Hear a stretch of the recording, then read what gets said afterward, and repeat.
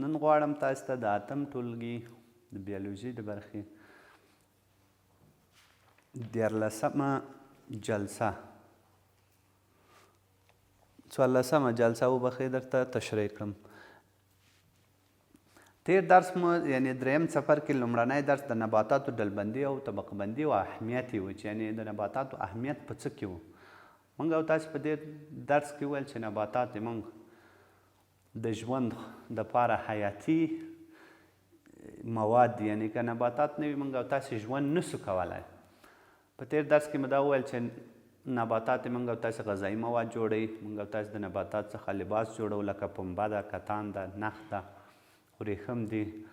او نباتات موږ او تاسې ته چاپیریال پاک ساتي، نباتات موږ او تاسې ته اکسیجن تولیدوي. په ضمن کې نباتات په ټول طبیعت کې موږ او تاسې ته میوې سبزیجات تولیدوي او موږ طبیعت سمسوره او تازه ساتي. او تاسې ته مې 5 شمیرې درکړي چې دا د نباتاتو اهمیت ولیکئ. تاسې به حتما په دغو شمیرو کې یوه لیکلي چې نباتات د فوق العاده اهمیت څخه د انسان په ژوند کې یعنې د انسان په ژوند کې ډېر زیات اهمیت لري. نو موږ تاسې نننی درس مو حجروي دیوال ده په نباتاتو کې یا سیل وال په انګلیسي ورته وایي. عنوان مو ده حجروي دیوال یا سیل وال. تاسې به نباتات لیدلی وي چې ولې نباتات نیغ جګیږي، یعنې اوچت نیغ جګیږي. نباتات چې دي سکلیټ نه لري، یعنې لکه حیوانانو غوندې حیواناتو په شان باندې سکلیټ نه لري. فقط د حجروي دیوال یا د سیل وال په واسطه باندې نباتات څه کیږي؟ ساتل کیږي. یو موډل چې ما تاسو ته دلته ښودلی ده، تاسې وګورئ که فکر وکړئ دغه د نبات یوه کنده ده، د یوې ونې یوه کنده ده. په دې شکل باندې دغه بیرونۍ برخه چې دغه ته سیل وال یا دیوار حجروي وایي، چې دغه دیوار د سلولوزو څخه جوړ شوی ده. سلولوز ډېر کلک کاربوهایدریتي مواد دي چې نبات د بیروني آفاتو څخه ساتي. چې په نبات باندې کله ماشومان تیږه ورواره کړي یا په یو وسپنه ووهي، نو دغه دیوار چې د نبات د بیروني آفاتو څخه ساتي او دا ډېر زیات کلک ده او د سلولوز څخه جوړ شوی ده. دا چې تاسې کله د مایکروسکوپ لاندې وګورئ، دا په شکل د جال یعنې د والیبال جال غوندې دا یو شبکه د جال په شکل باندې یو شبکه لري او دا د دې شبکې څخه جوړ شوی او ډېر زیات کلک ده. نو نبات د بیروني آفاتو څخه څه کوي؟ ساتي. او نباتات دغه بیروني برخه دغه ته سیل وال یا دیوار حجروي وایي. مثال په ډول دغه یو نبات ده، دا نبات منځ ده. نو دا منځ چې ده په دې خاطر چې د نبات منځ تخریب نسي او نبات وچ نسي، د نباتاتو په شاوخوا باندې دغه دیوال څه شی شوی ده؟ راپوښل شوی ده. او خپله دغه دیوار چې ده دا د سلولوز څخه جوړ شوی ده. سلولوز خپله کاربوهایدریت دي، کاربوهایدریتي مواد دي. کاربوهایدریت یا قندي مواد موږ ورته وایو چې کله ډېر زیات مالیکولونه د ګلوکوزو یعنې 2000 مالیکوله د ګلوکوزو سره یو ځای سي، یو مالیکول د سلولوزو جوړوي چې دغه یو مالیکول سلولوز ډېر زیات کلک دی. سلولوز چې دی د انسانانو دپاره غذایي مواد نسي جوړېدی. سلولوز ډېر زیات کلک دی. د نبات پوستکی چې ما درته ویل د ونې دا پوستکی، د غنمو دا بوس نه دی، دا بوس چې ترې پاته کېږي دا سلولوز دی. دا کلک واښه چې انسانان یې نسي هضموی دا سلولوز دی. او خپله سلولوز چې دی حیوانات بیا هضمولی سي، د حیواناتو دپاره غذایي مواد دي. پنبه سلولوز ده، پنبه به تاسې لیدلي وي، انسان یې نسي هضمولی، د انسان په هضمي سیستم کې د تجزیې وړ نه ده. او خپله سلولوز چې ده موږ دې ته په دې شکل یو فورمول ورته لیکو، یعنې C#H12O6. بیا دا په قوس کې لیکو، دې څنګ ته یې لیکو چې N مالیکول. N مالیکول په دې معنی چې ډېر زیات مالیکولونه د ګلوکوز سره یو ځای سوي دي. یو مغلق مالیکول د سلولوزو یې جوړ کړی دی. د دې وظیفه دا ده چې نبات د بیروني آفاتو څخه ساتي او نه پرېږدي تر څو نبات وچ سي. او دا ډېره کلکه او ضخیمه طبقه ده چې ما تاسو ته دا طبقه در وښوده.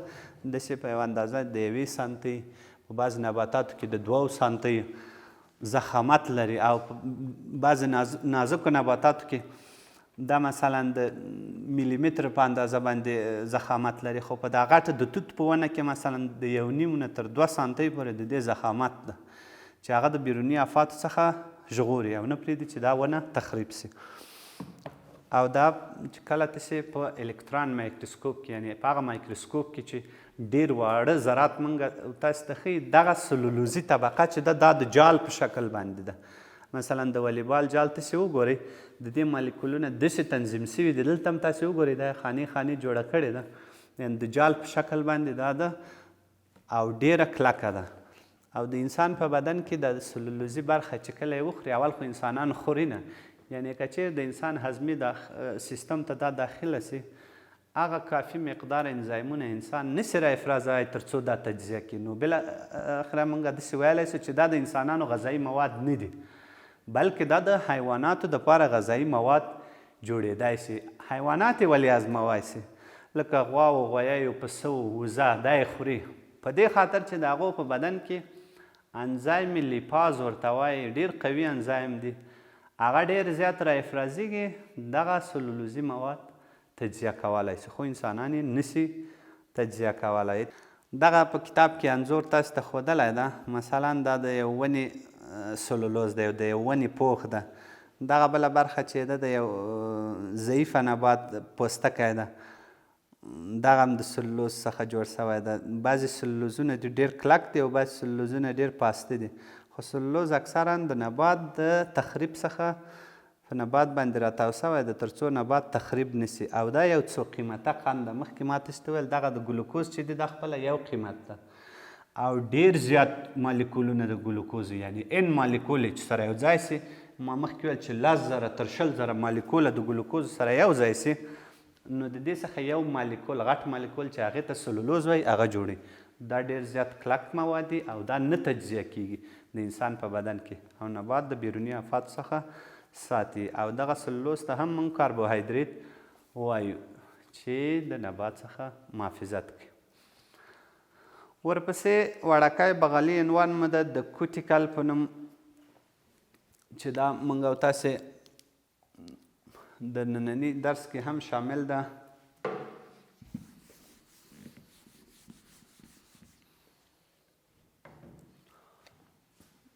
د کوټیکل برخه د نبات،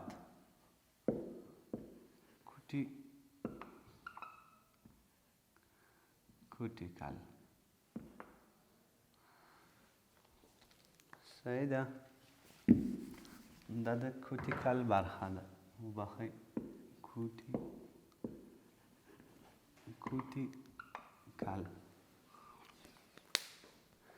د کوټیکل برخه چې ده دا د نبات د بیروني برخه چې ما درته ویل سلولوز دی، دغه بیروني اړخ ته دغه ته کوټیکل وایي، چې خپله د نباتي حجرو د بهرنی اړخ یې چې ده دغه کلک پوستکی چې موږ او تاسې ورته وایو دغه کوټیکل ده. ما مخکې تاسو ته ویل چې د سلولوزو طبقه چې ده دا د 1.5 نه تر 2 سانتۍ پورې دا چې لري ضخامت لري. دغه بیرونی دغه تیرې زخې چې د کلکې دغه ته کوټیکل وایي. اکثرا د بعض نباتاتو دغه کوټیکل برخه دونه تیره وي چې سړی لاس هم نشي وروړی. او بیا تر دې چې لږ رامخکې سي بیا دا د 1 نه تر 1.5 سانتۍ په بعض نباتاتو کې تر 2-3 سانتۍ پورې دغه ضخامت بیا سلولوزي برخه ده.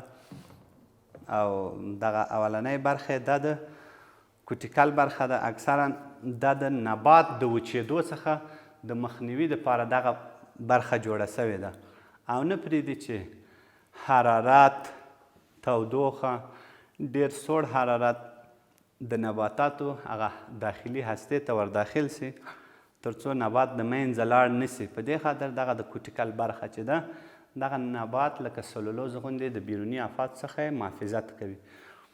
او خپله د کوټیکل برخه چې ده دې کې یو قسم یو ډول ماده ده چې موږ او تاسې واکس یا موم ورته وایو. موم به تاسې لیدلي وي اکثرا موم پاسته نرم غوړي دي. دا هم داسې غوړي دي چې د ډېر زیات مالیکولونه د غوړیو سره یو ځای سوي دي، جامد غوړ دي. دا په حرارت یعنې د انسان په بدن کې دا غوړ نشي تجزیه کېدلی. دا موم هم چې دی د نبات څخه لږ لږ را تولیدیږي، د نبات محافظت کوي. او په خاصه توګه د هر نبات د پاڼو د اپیډرمیس په برخه کې هم دغه موم چې شي دی شتون لري. او د نباتاتو دغه مخ یا د پاڼې بعض طرفونه یې لږ هغه کوي غوړ ساتي. نو خپله موم چې دی دا یو غټ مالیکول د شحمو ده چې تجزیه کېدای نشي، د خوړو غوړ نه دی. دا په خپله نبات کې دغه موم سنتیز کېږي، یعنې جوړیږي. چې کله دا جوړ سي د نبات د بعضې د اپیډرمیس برخې غوړې ساتي. او د نبات د سلولوزو برخه په دې خاطر چې د نبات سره ونه چوي دغه سلولوزي برخه، دغه یو مقدار موم یې هم په ترکیب کې وي تر څو د نبات محافظت وسي. او که چیرې دغه دیوال حجروي او کوټیکل برخه او په ضمن کې دغه موم نه وي، نباتات د طبیعي آفتو سره مخامخ کیږي او نباتات وچیږي، چې په نتیجه کې موږ او تاسې طبیعت ټول خرابیږي.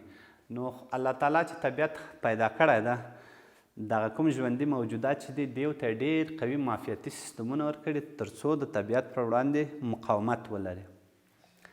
په پای کې به تاسو ته زه کورنۍ دنده درکړم چې تاسې د مختلفو نباتاتو نومونه ولیکئ او په هغې کې ماته د سلولوز برخه راوپېژنئ چې کومه برخه د نبات سلولوز دی، سلولوز، او کومه برخه د نبات کوټیکل برخه ده.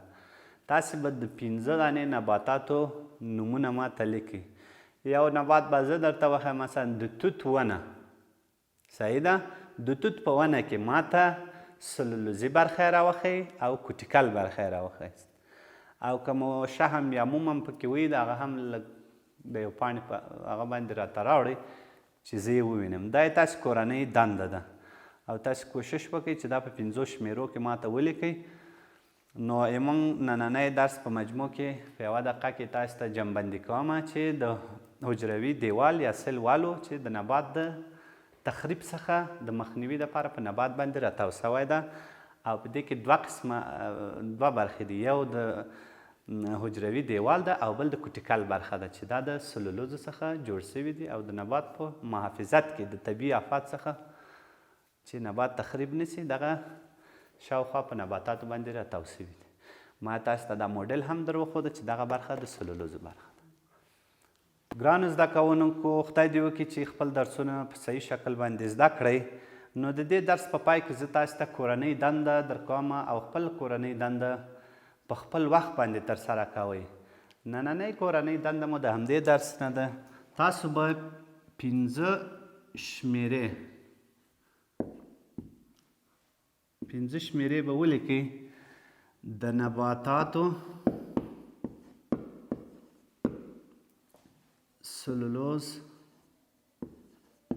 سلولوزي برخه به یې راته معرفي کړئ. صحیح ده؟ چې کومه برخه د سلولوزو ده 15 نباتات به راته ولیکئ. نو تاسې د توجه نه ډېره مننه. کوشش وکړئ خپل درسونه په وخت ولولئ. کامیابه اوسئ. د الله په امان. ډېره مننه.